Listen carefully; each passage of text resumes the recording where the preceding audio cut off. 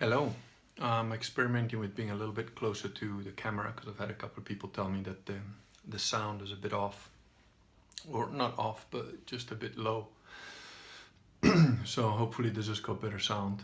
Um, I don't know really what I'm going to be talking about today, just random couple of thoughts. An amusing one is that the haters and the gammas have suddenly, I've had a sudden influx of them because I made a video about IQ and intelligence, and I mentioned Vox Day, and I mentioned Owen Benjamin on it, and I don't think I can take much credit for the haters, because I think they're just guys who didn't get much joy trying to troll Vox and Owen, and so they've come here trying to troll me, and they're gonna get even less joy than with me, because Owen is pretty bans people from his channel pretty freely. Vox even more so, and I'm like, you guys have no idea. I make like Torquemada look like a little pussy. So just from the get-go, I always had a policy that idiots that come here to just try and troll and whatever, I'm just gonna ban them without. I'm not even gonna engage. Um, you know, I've got a tiny channel compared to those guys or whatever, so I don't care. And the thing is, if you look at the comments, there are a couple of commenters that I've gone back and forth with a little bit, either because they've maybe made a relevant comment or an intelligent comment, or they've asked a question that I want to address. And in some cases, there's a couple of weird little gammas or freakazoids that want to spurge out on some thing. And I use those as like teaching moments more than anything else, because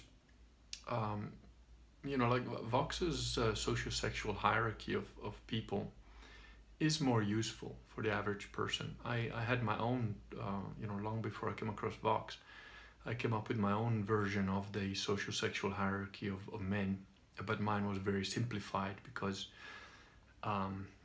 there's a reason that I'm known as the Kurgan. I didn't come up with that name, just like Vox didn't come up with the Supreme Dark Lord name. We're kind of like Red Indian tribe type people. The tribe has to name you for you to actually have a name. And I was named the Kurgan by some of the people that hang around Vox's blog, the Dread Ilk. And the reason I was called the Kurgan is because they thought I was kind of a merciless, hardcore, really kind of, in your face guy. And the Dread Ilk are pretty well known to be in your face as a general rule. So, for somebody to come to my channel thinking that they're gonna somehow get under my skin by trolling, it's just it's really amusing to me. It's just funny. So like I said, the social sexual hierarchy that Vox came up with is a lot more detailed and is useful. It's useful. I didn't think so at first. When I first heard he had a social, I just thought, it's like pickup artist nonsense. And I've done a video on pickup artist nonsense. So if you want to know my thoughts on that, you can look at that video. But the thing is, once I got to know Vox a little bit more, and I read his blog more, and I got to know the guy. We're like friends.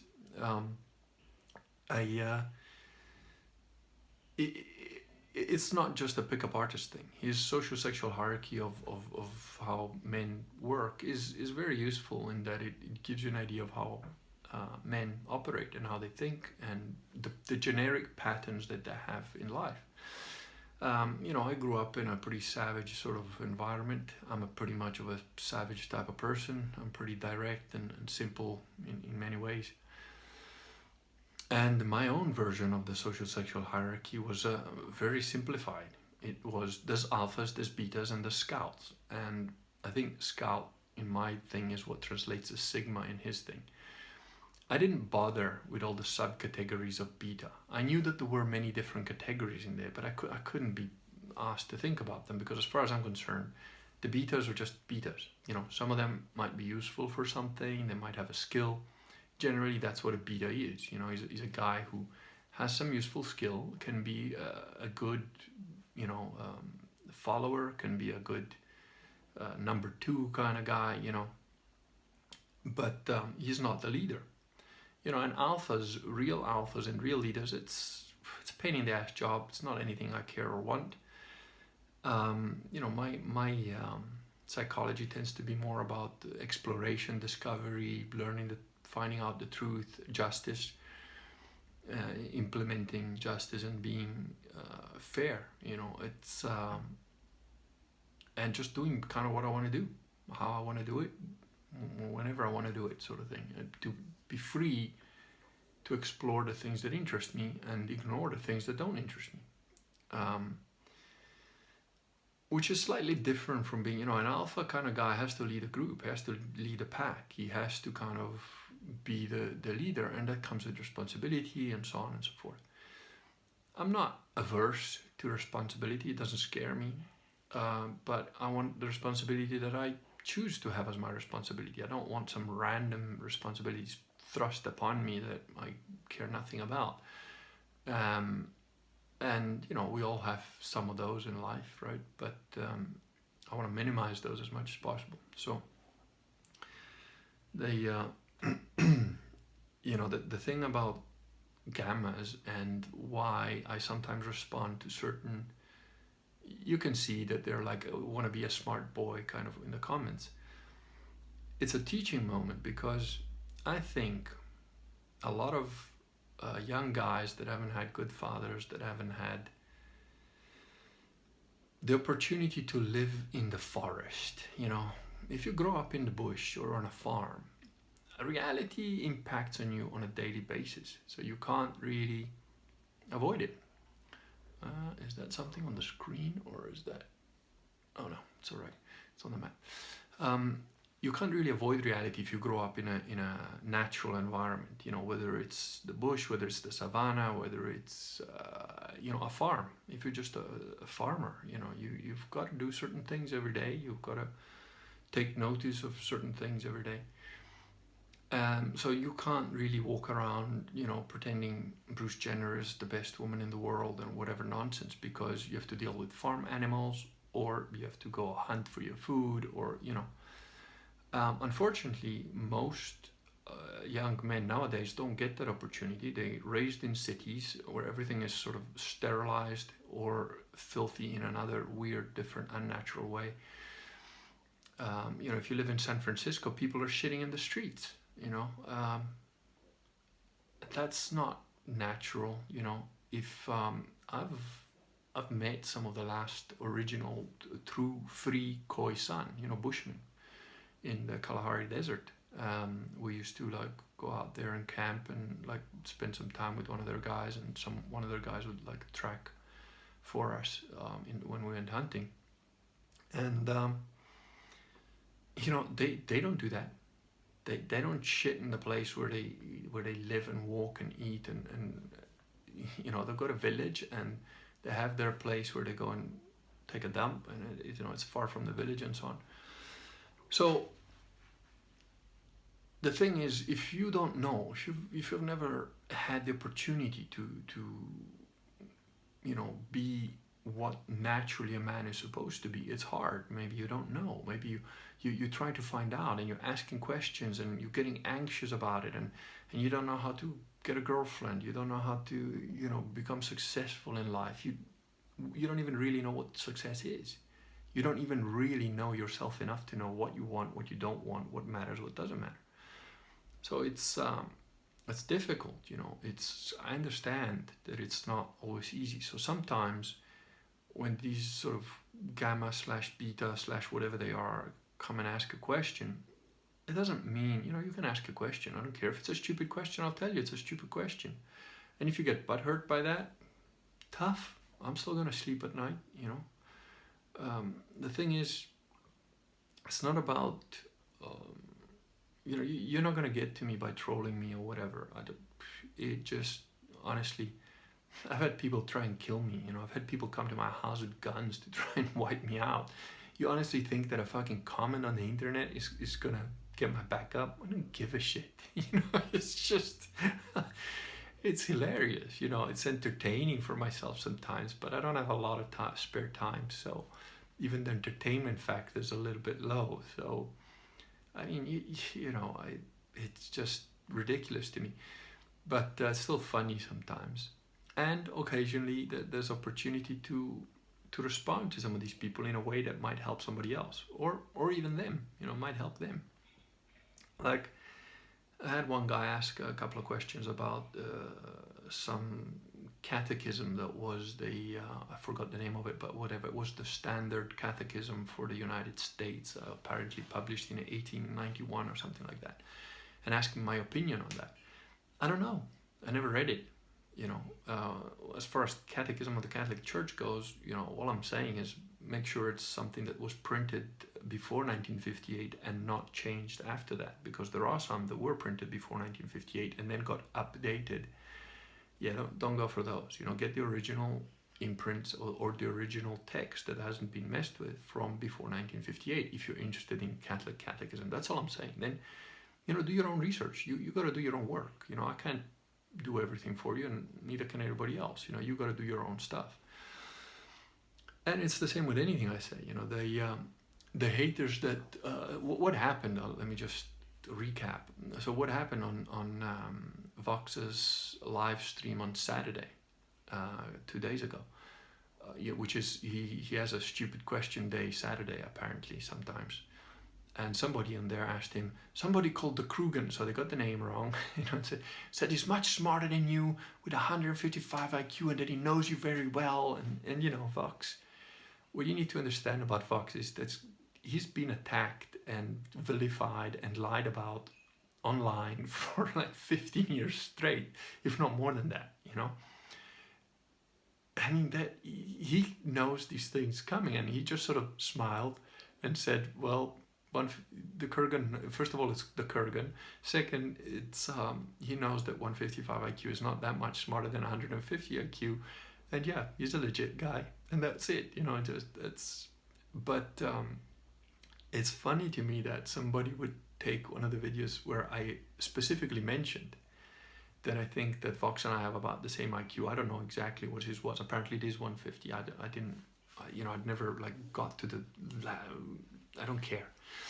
And the thing is, between a 150 and 155 IQ, there's nothing in it. Really, it could be margin of error. I've taken 2 official IQ tests when I was in my late 20s, and I scored 157 and 152. So on average, I'm saying 155. Now the 157, it's interesting because I took that one first, and I was totally relaxed. I was just doing it for fun. And when I got a score of 157, I went to look up what that meant. That it's about less than 1 in 10,000. I thought, that can't be. I'm not that smart. I'm not that much different from everybody else, which is a common mistake, by the way, with people that have high IQs. They don't particularly think they're special necessarily. So I went to do another official test. I can't remember which one it was. I don't remember the name. That's how much I care about this stuff. But I did another one where I thought, okay, I made sure it was an official, real, proper test. It wasn't some weird, fancy, crappy online thing. But anyway, back then, even the online tests were a bit more honest than they are now, I think.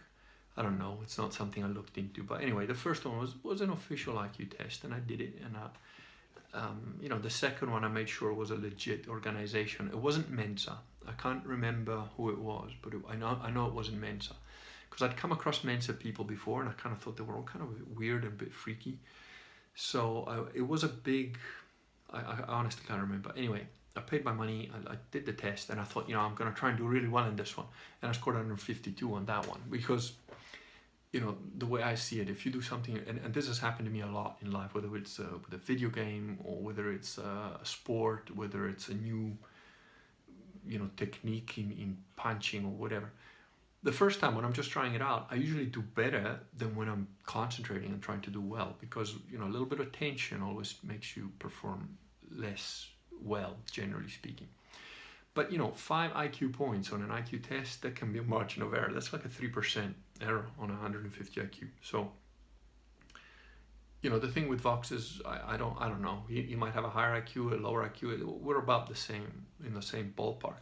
What I did specifically say is that his IQ, as far as strategic thinking is higher than mine. It's better than mine. He's better than I am at strategic thinking. And I said that on the video. And yet, here you get some little, lets you and him fight, mean girls type of guy. Oh, he said he's got a higher IQ than you, you know. It's just like, what the fuck? It's like, what do people that do that, what have they got to do with their life? I mean, how successful can their life be if that's how they want to spend their time? It's just, it's funny to me. It's actually entertaining. But yeah, anyway, so that's that. And then I've got another guy that, you know, like I said, I just ban these people immediately. As soon as I see that sort of shit, I just ban you. That's it. None of your comments are ever going to be on my channel. You're not going to be responded to it. I don't care. There's another guy that was hammering on about how Owen is a stupid guy and Owen doesn't even have a normal IQ, and you know, it's like, you know, two things. One thing is, these people in real life, face to face, would never, ever voice their opinions in that manner. Not once. Not once. I can tell you this with some confidence because I've had the opportunity to meet people that do this sort of thing online and then face to face and go, hey, it's me. What did you say? And all of a sudden they become very apologetic, very scared, very meek, very, you know. These are, you know, Vox came up with the name for the Gamma guys as secret kings, and it's absolutely true. These are the guys that sit there in their own mind. They're the secret king. They're the, you know, they're the Harry Potter of the situation, and when the world knows and finds out that really I am so smart, they will suddenly love me. No, you're just a fucking idiot fantasizing, mentally masturbating yourself. No one cares. And you're not that smart. But it's absolutely the case, you know. So first of all, that's the one thing, you know.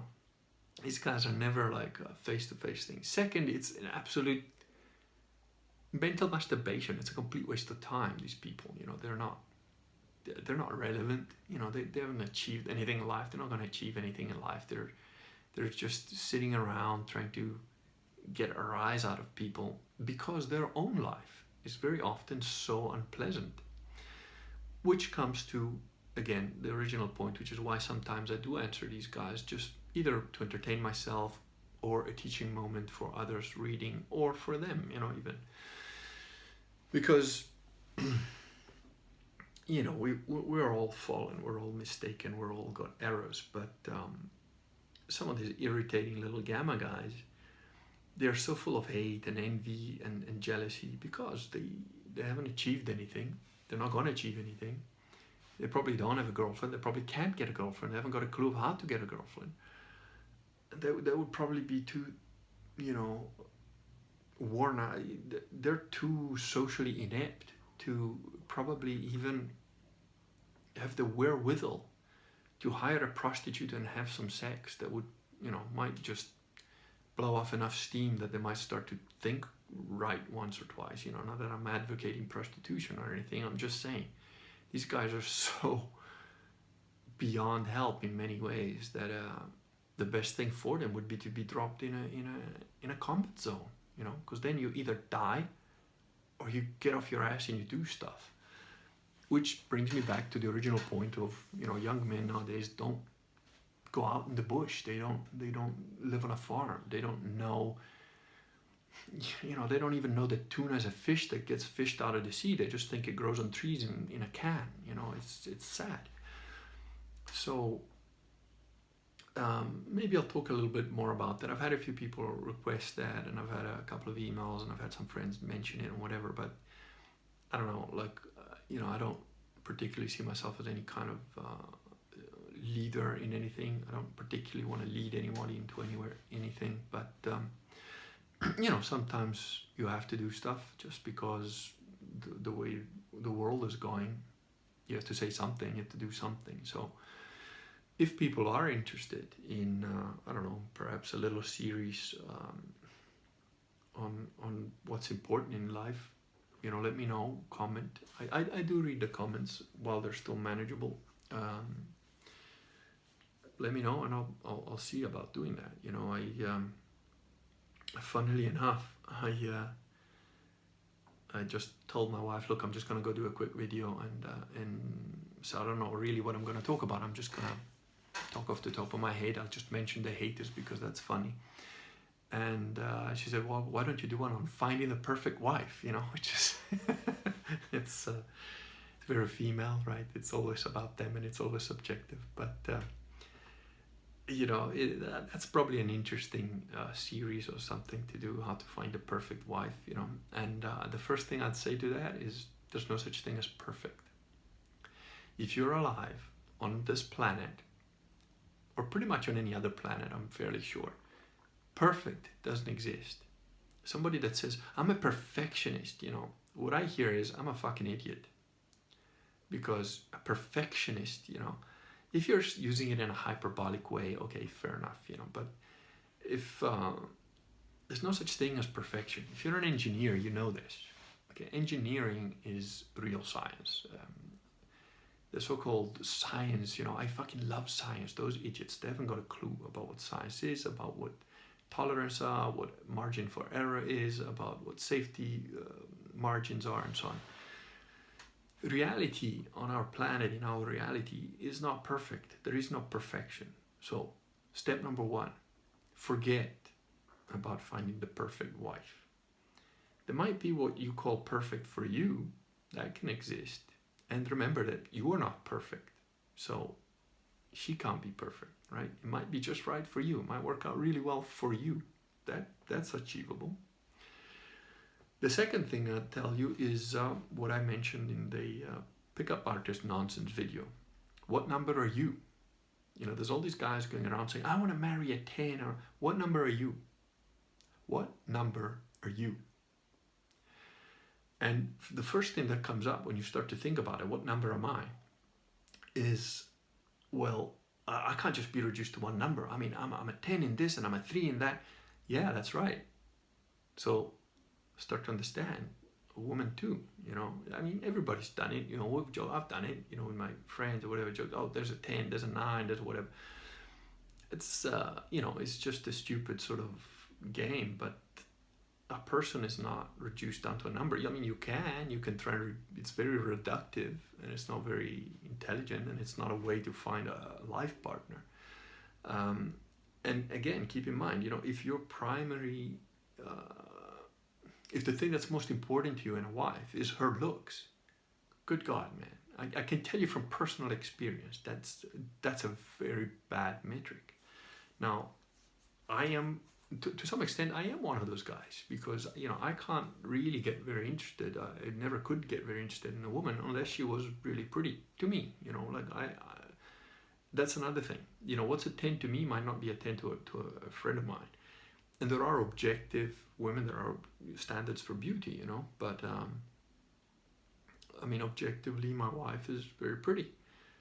She's always had a lot of attention, and my long-term girlfriends have always been very pretty. Well, both my ex-wives were very pretty. So that, I think that's sort of natural for a man, because we are attracted to beauty and that sort of thing. But let me tell you that I've been with some very pretty women that are absolutely nuts, crazy. Like, you can't possibly have a relationship with them because they're just broken. There are also some very beautiful girls that are absolutely boring as hell. They just haven't got an original thought in their head. Now, what number are you is a very important question. You should ask yourself that. What number are you?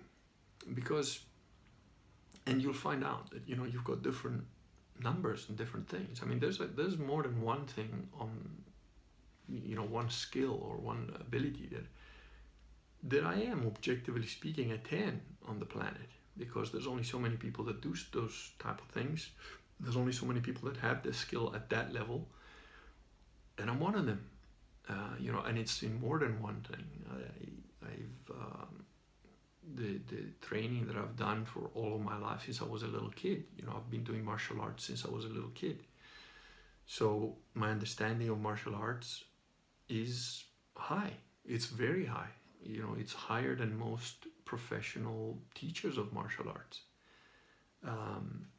And that's not bragging. I'm just saying, I have that ability. It's not something I've ever bragged about. I've had a gym. I've taught a gym. I don't teach anymore now. It was too much work, a new baby, all sorts of stuff. But I move around a lot for work and stuff. I do consulting and stuff, so I don't really have the time. My time is very limited. I'm trying to write, I'm trying to do other things, so don't have a lot of spare time for the training. I'm also 50 years old, so it would be more about teaching, which has never interested me as much as training myself. I have taught, but and then there's hypnosis. I've met, trained with, trained by, and read like the works of the best hypnotists on the planet at the level and for a duration that is, very unlikely to have been matched by many people on the planet. And I met and worked with some of the top hypnotists in the world. And unfortunately, most hypnotists are not that good. That's just a fact. And the thing is, again, I have a skill there that is not something I use in my everyday life. It's not, but it's there. Again, I don't really talk about it. I've authored a number of books. Some of my books have made, a decent amount of money over the time that they've been around. And you can have objective measures of that sort of thing. You can see how much a book has earned over time. And, one of my books, the Systema book, has done very well over the period. It's trailed off because it's now seven or 8 years old now. Still all valid. The information hasn't changed. The information is still as relevant today as it was then. But, people they get excited by new things and they want the next new thing. And that's just human nature. But some of my books, like The Face on Mars has been around for 23 years, unrefuted, plagiarized. Again, I don't make a big deal about that sort of stuff. So there are some things that I'm objectively a lot better than average in. And then there are other things that I, couldn't care less about. So, I'm not interested at all in the social politics of the Mean Girls type of stuff, for example. Doesn't interest me other than to poke fun at it. I don't watch the news. I don't read newspapers. I read blogs and stuff, and that's sort of how I keep up with what's going on around me. But if World War III broke out, I'd probably know about it when I see the mushroom cloud. So what number are you? I know it seems like I'm trading off, but there is a sort of a pattern here. So I talked about the haters, done with that.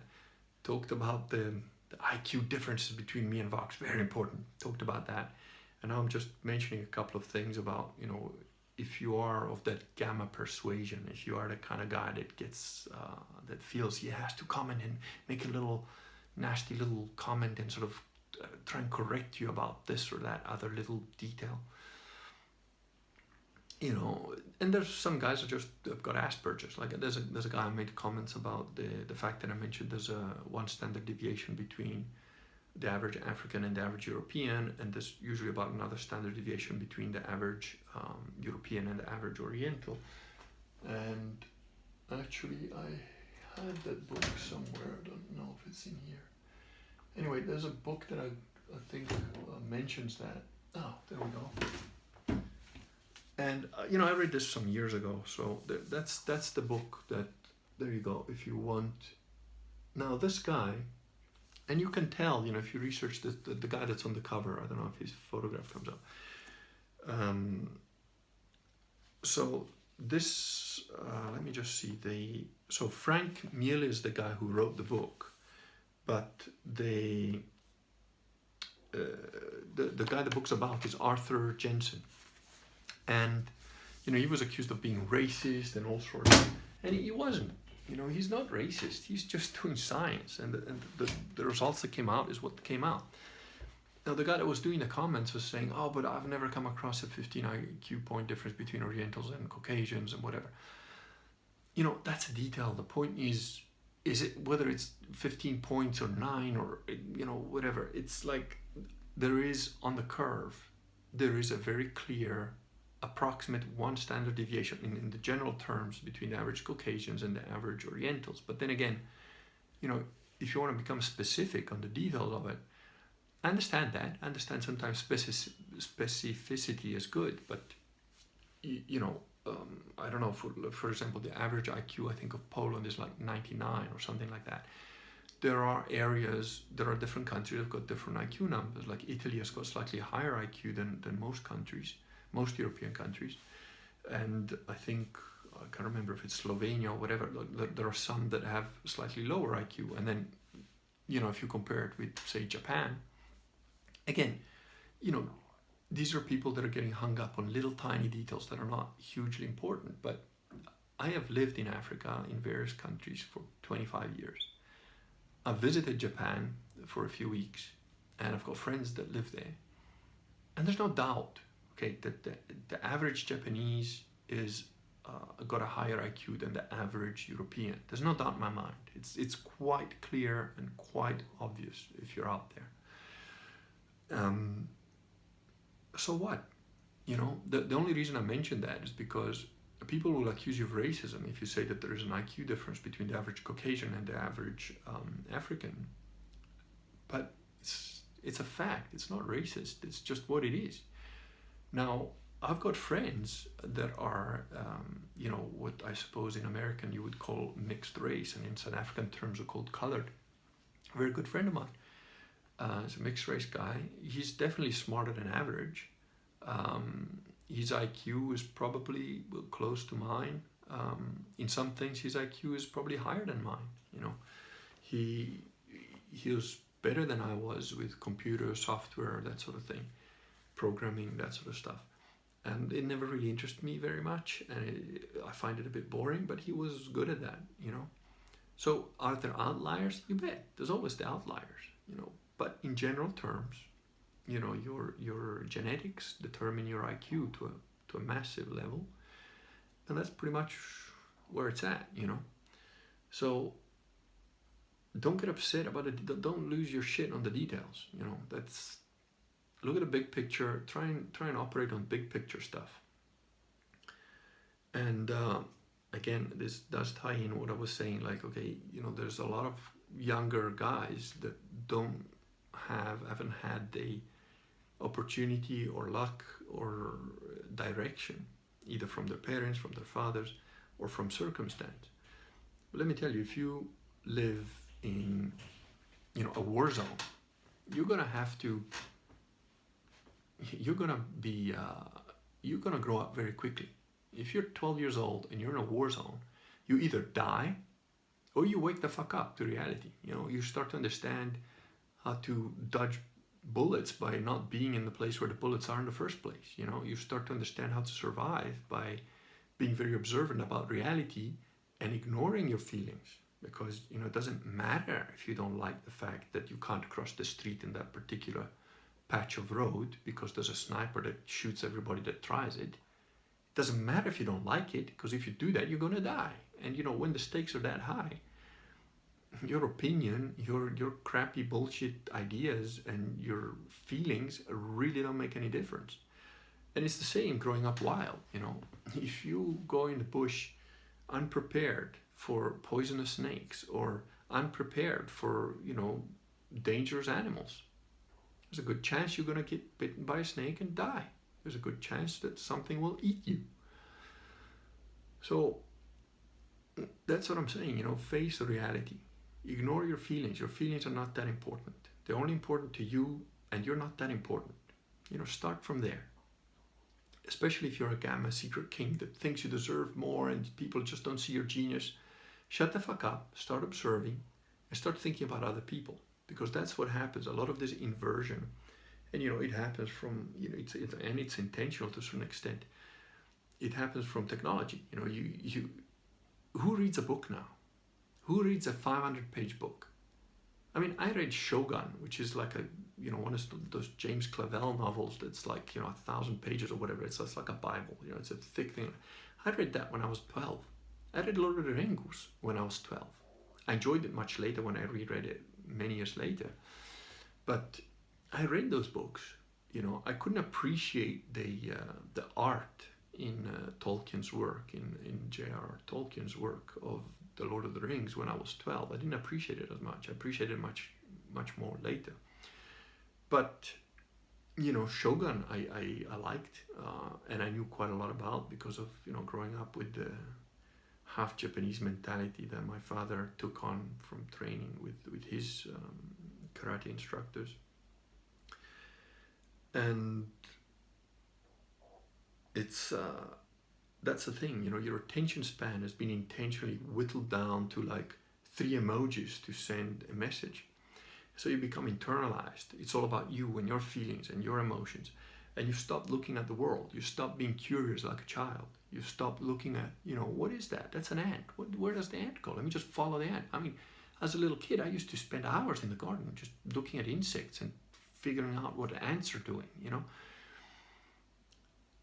That's something that's important. It's important for a little kid to be able to do that, and we don't know. So you become internally self-conscious and internally self-aware, hyper-aware, and you become oblivious to the outside world. I mean, most people like cross the road looking at their phone and go to the, go to work, like listening to something on the radio while they're like texting their friend and trying to drive. And, your attention span is nil. Who looks up at the sky and starts to think, what is that? What's a star? That's what little kids naturally do. If you live out in a place where they can see the stars at night and you are outside regularly, they're going to ask you, what is that, Dad? What is that? It's a star. What's a star? How does it work? It's like the sun, but it's further away. A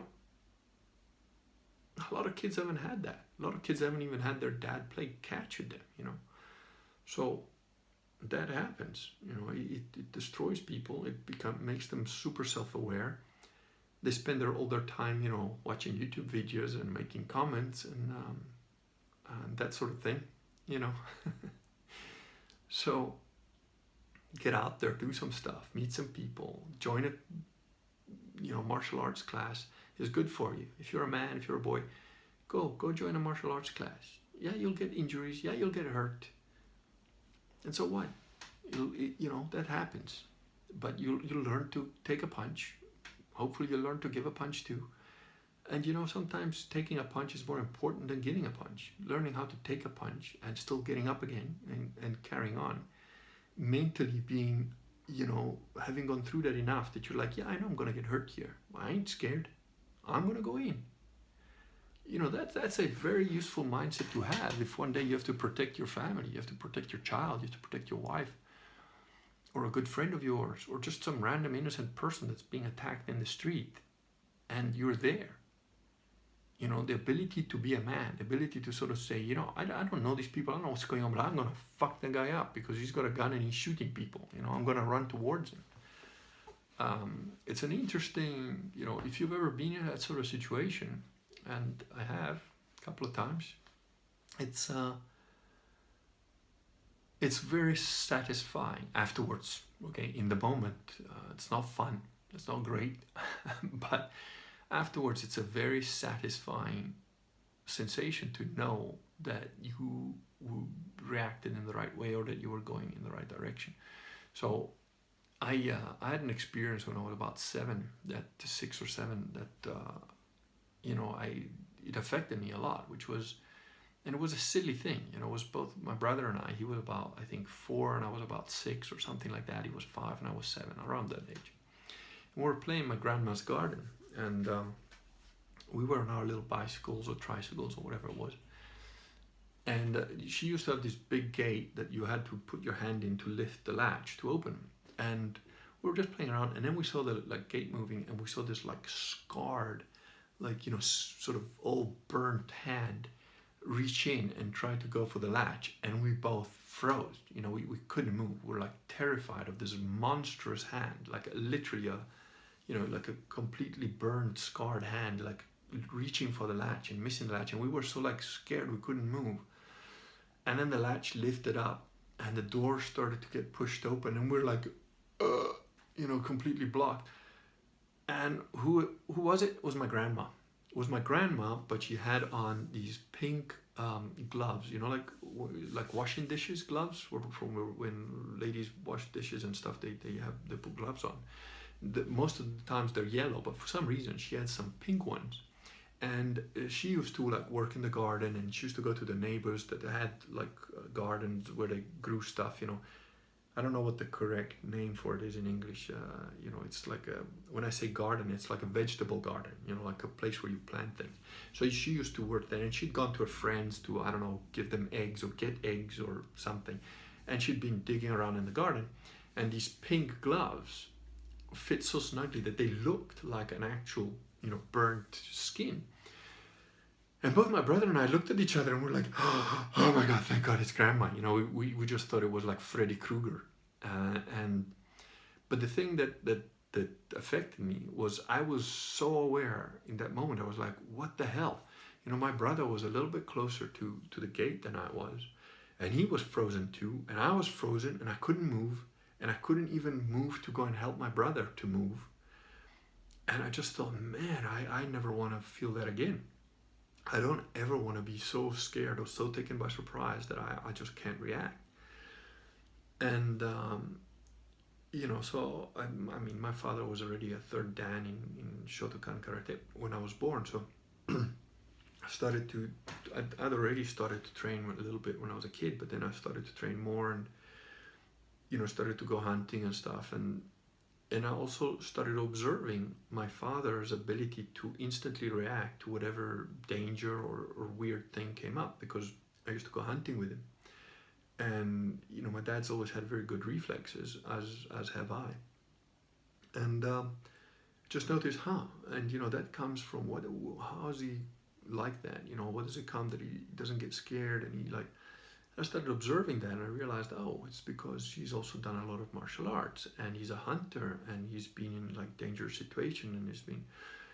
So I started doing, you know, martial arts and stuff, and then as I grew up, you know, I worked as a bodyguard and all sorts, and, you know, did security work and so on. So I came across like some, you know, ugly situations and whatever, and I never froze again. I've never, since that day that I was 7, I've never frozen again. But again, you know, that was a sort of a conscious decision to become like that. So you can become whatever you focus on.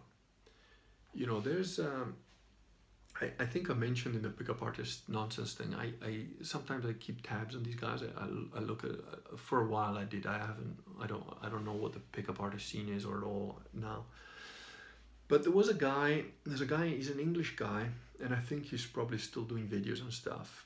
And he calls himself Richard La Ruina.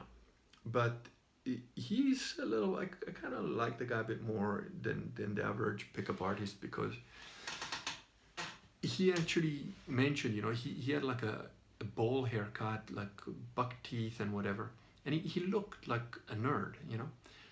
And he even put a picture of himself up, and he said, look, this is who I used to be. And then I decided, no, I wanted to have a girlfriend. I like girls. And, you know, so he remade himself. He even changed his name and whatever.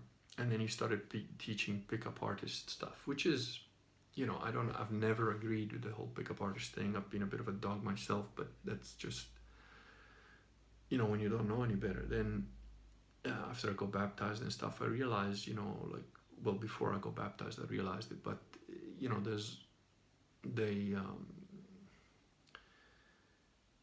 I don't know.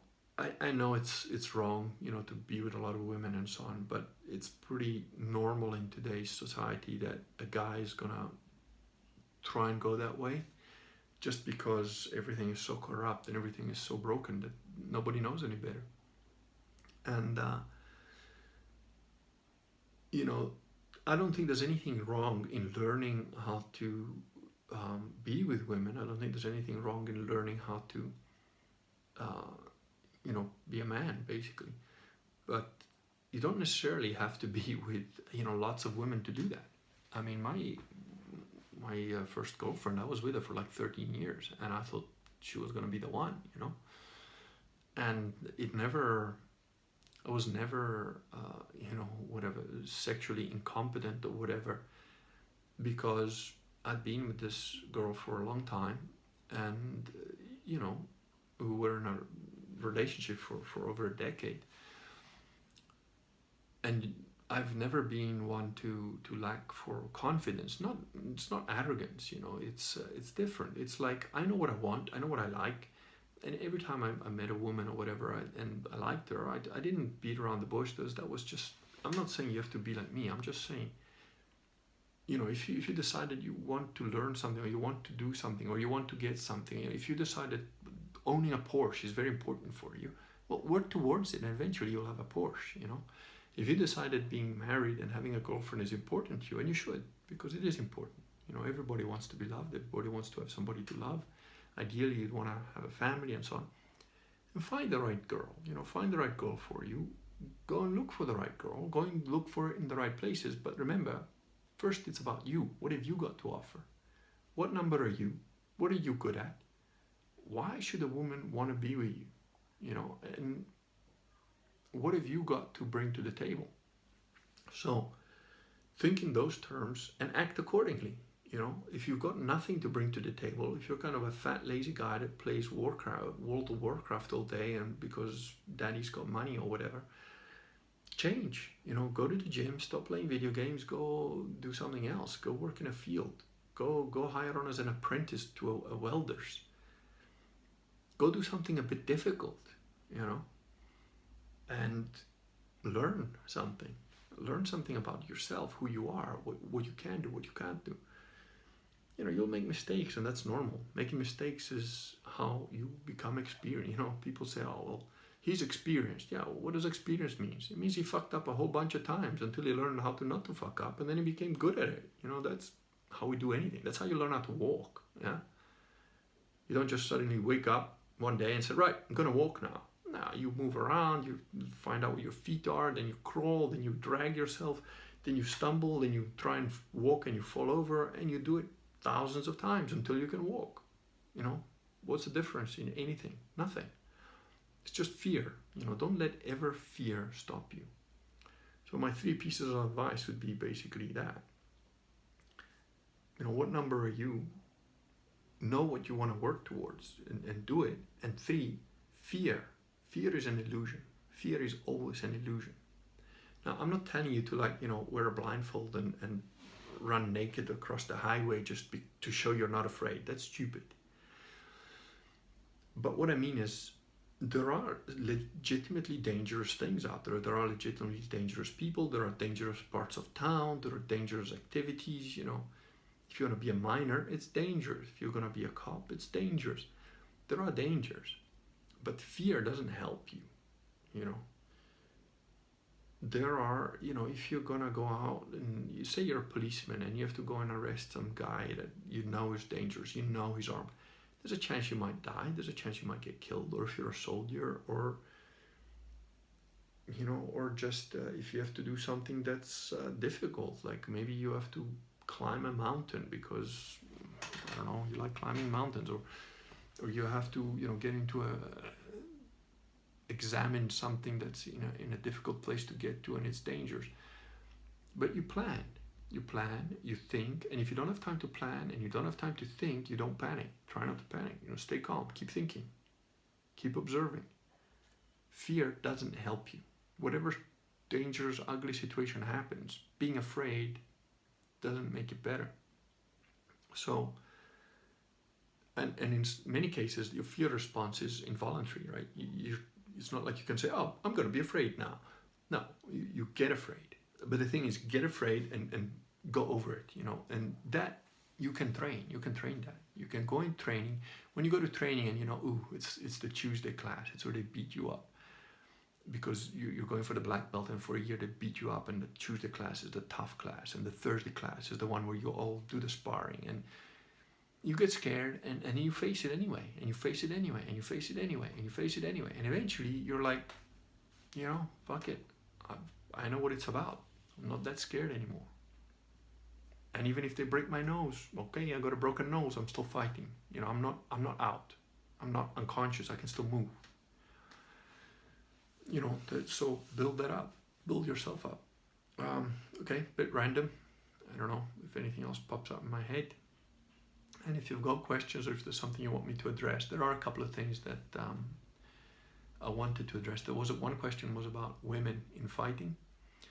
And that would be a pretty short video, because women in fighting, as far as I'm concerned, street fighting, if you're talking about effective fighting, not just, training, because Some people go training for fitness reasons, for health, you know, that's fine. But if you want to train for effective fighting as a woman, it's very difficult, and you have to cheat. You have to absolutely be willing to cheat. You know, there was a very good video that I saw on, it's one of the CCTV cameras, where this guy tries to rob a girl, and he's like twice her size, grabs her bag and pulls it off her, and or she has two bags, I can't remember, but or tries to grab her or something, and she starts whacking him first with the bag, kicks him in the balls, you know, does a couple of kicks, punches him. I think she kicks him in the nuts, and he kind of falls to his knees, and then she does a backward spinning kick to his head, fucking lays him out, grabs a bag and runs off. And that's perfect. That's exactly how a woman should fight. It should be absolutely vicious, intense, don't let up, and get the hell out of there as soon as you can. Because, you know, you're physically weaker if you're a woman, a lot weaker than a man. So your best bet is surprise, viciousness, and get the hell out. You know, survive, scream, make noise, you know, go for the vulnerable things and don't hesitate, which is not the natural way for a woman unless she's protecting her kids, right? So for a man can get naturally to that state, and in things like karate, they train you, or like you get hit hard, your instinct is you gotta hit back harder. You know, that's what they train you to do, and it can work, but it can also be bad because, you know, you're climbing on a bus, a little old lady like steps on your foot, and before you know it, bam, you know, you've hit the little old lady because you're used to reacting without thinking, you know. So no, that's not good. And you know, you have to be able to switch it on and switch it off, 100% and 0, 100%, emotionally, physically, spiritually. So it's that takes training. That only happens with training. So that's just a little snippet. But yeah, if there's questions about certain specific topics you'd like me to cover, put it in the comments. Give me a thumbs up, give me a few likes, share it, so that the haters know where to go. Let the hate flow, you know. So share any videos that you find interesting, and let me know what you want me to talk about next, and I'll see if I can address some of those. That's it for today.